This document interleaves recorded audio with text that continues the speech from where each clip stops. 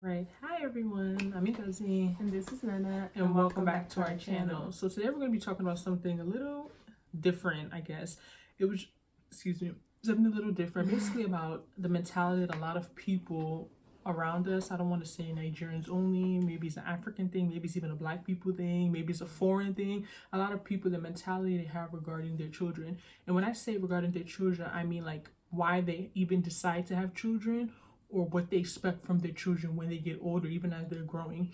So this spawned from just a little just a little interesting topic. Basically, us and our mom had a little disagreement, and just made me really think about like growing up how a lot of times I don't know whether it's also having a single parent to a single mom. I think it's a little bit, what's the word? It's like contributing factor. It's not contributed, but it's like amplified even more. Having like a single parent because they sacrifice so much for you, or a parent that does more for you. Yeah, because you can even have two parents, but you have that one parent that really goes hard for you, and one parent is like nowhere to be yeah. found. So like just having a parent who like really goes hard for you. A lot of times the way that they'll talk to, the things that they say is basically like they really expect and they expect a return on their investment. So basically to give some context to this, like I remember, I'll never forget, a few years ago, I was talking to an African American woman, like she was like a mentor to me, like in her 60s, and I was explaining some things to her, and she was really confused. She was like, "Wait, but children don't ask to be born?" I was like, "Wow, I never thought of it like that. Like that's no one in my society has ever looked at child rearing like that. Like to me, I was always raised like, it's not necessarily a bad thing. Let's be honest. It's like your parents take care of you, they do what they have to do, they sacrifice when you get older, you respect them, you do what they say, you take care of them, but it's like, where do we draw the line? There's a line has to be drawn. There's a line that needs to be drawn, because at the end of the day, you're an adult, you're maturing, you need some type of freedom as well. You can't live for your parents, and your parents also cannot try to live for you and have you live their dreams they weren't able to live. So it's not really fair, but at the same time, if you're in a household and you really, really respect your parents, they do so much for you. Sometimes you can be like in a fix. It's subconscious. You make a lot of decisions to please them. And you may not even realize. You might think, oh, Nana, you like staying at home, you save the money. Maybe you staying at home because if you leave, your mother's gonna go crazy. You get what I'm saying? And you don't want to start that drama. You don't want that. You know what I mean? Like things are subconscious. A lot of things. I feel like when you're living at home, like you think you're living for yourself, quote unquote. And I'm not saying you can't be, because I think I am pretty independent. But your mindset still can be skewed because you're under the influence of people directly who have been raising you, telling you do this, don't do that. And don't get me wrong, your parents sacrifice so much. They deserve to be commended. I get so upset when I'm in a hospital. I used to work in a hospital. I would go places and I see people with 3 kids and like their parents is sick in the hospital. Oh, my son's in Chicago. My sister's daughter's in California. What? You're sick in a hospital and your kids are sitting around? Like, and I'm not going to judge them. I don't know the relationship. You don't know the story. But your parents may be like, no, don't come. I want you to be where you are. Like, I don't know. But what I'm saying is that I do think that you should help your parents when you get older. Like, that's without a doubt. But with that being said, at the same time, parenting is not like it's not a choice. Exchange. It's a choice. You choose to have children. You choose to have unless children. The few women who are raped, some women are really raped and they end up having, they don't believe in abortion, they end up having, even those people, a lot of them still end up loving their children just as if it was a child that they chose to have, because it's not the child's fault. Besides those women, the average woman, especially, you choose to be a parent. So like, don't make your kids feel guilty because they owe you because you're being a parent. Your children don't owe you. And that's the point I'm trying to make. And a lot of people may argue your children don't owe you. I've never met a child that asked their parents to be born. I've never met them. Your children don't owe you. Whatever you're doing from your heart, do it because you want to help the child. You want to invest in them. You want them to be progressive. You want them to have more than you had.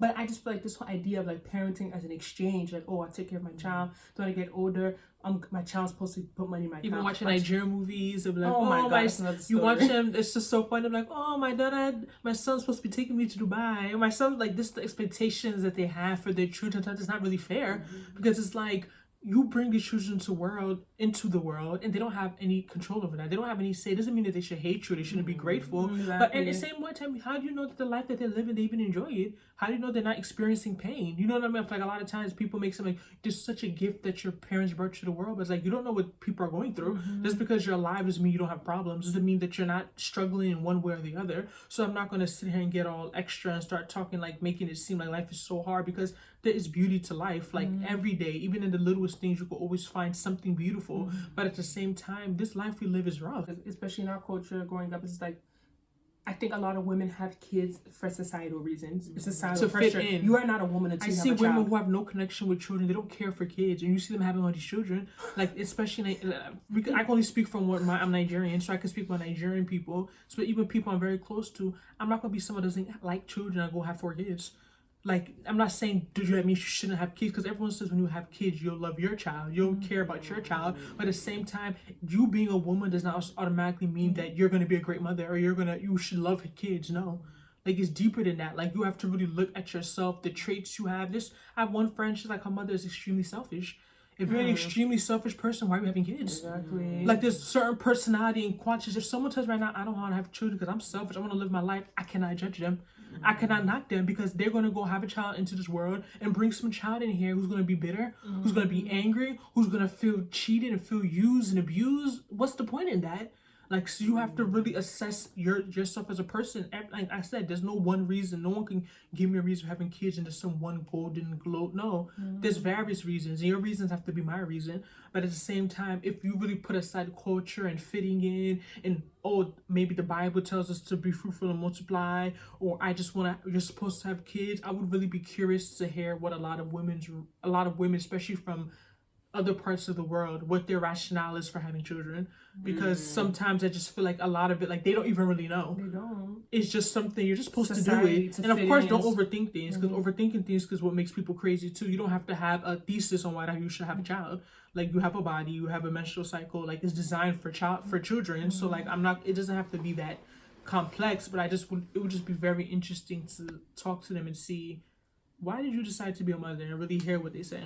Like, how about the women who don't have kids or can't have kids? So what does that mean for them? Like, are they not a woman? Are they Yeah, not? How like- do they validate themselves? Because especially, like I said, I don't want to say, I keep saying other parts of the world because we still are first generation Americans. So somewhere like Nigeria, you see a woman without a child, it's like she's almost not a woman. It's like she's a child.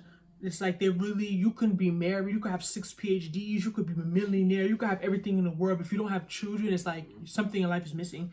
And people will be very blunt and they won't hesitate to make you know that your life is not complete. But it's like, is that the only way you validate yourself? And they feel that pressure too. That's why I feel like a lot of these women, a lot of them go into having or doing all the situation. I don't think they necessarily care about children, but they make themselves care because they want that outside approval. They want to fit in. They don't want to be that person called mother childless woman. When they call, do you know Ngozi, the one that doesn't have children? Yeah, they don't want the name to be the way people call them. So it's like, I'm not saying that they don't care for kids, but I'm like, is it really they care because they want a child? Because honestly, what is a child doing for you? Like, let's be real. Like, is a child going to talk to you? Like, it's a child. So like, what's your rationale?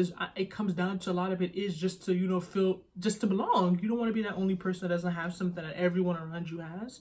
And that's what a lot of things, it's just not with children. I could be with money, a partner, jobs, a lot of that. So let us know how you feel about this topic. Do you think that it's something that a lot of women experience? What do you think it should be the number one reason for having children? Yeah, like, do you comment think we need below. a reason, or you just feel like that's how God designed us? Like, you're just supposed to have children, that's it. We don't need a reason. No, Just besides have biblical, besides at science, besides anatomy, like, what is your rationale? But as a woman, I didn't ask men, but as a woman, what is your reason behind if you want to have children? Because that's another thing too, before we end, is that you ask a lot of women, there's something they be like, I always start off with like, if she wants to have children. And a lot of people think that's weird, but it's like, you can't assume that every woman wants to be a mom. Like, that's a choice. Like, not everyone wants that. Like, why are we assuming that every woman wants that? Some women make a conscious choice, they don't want that.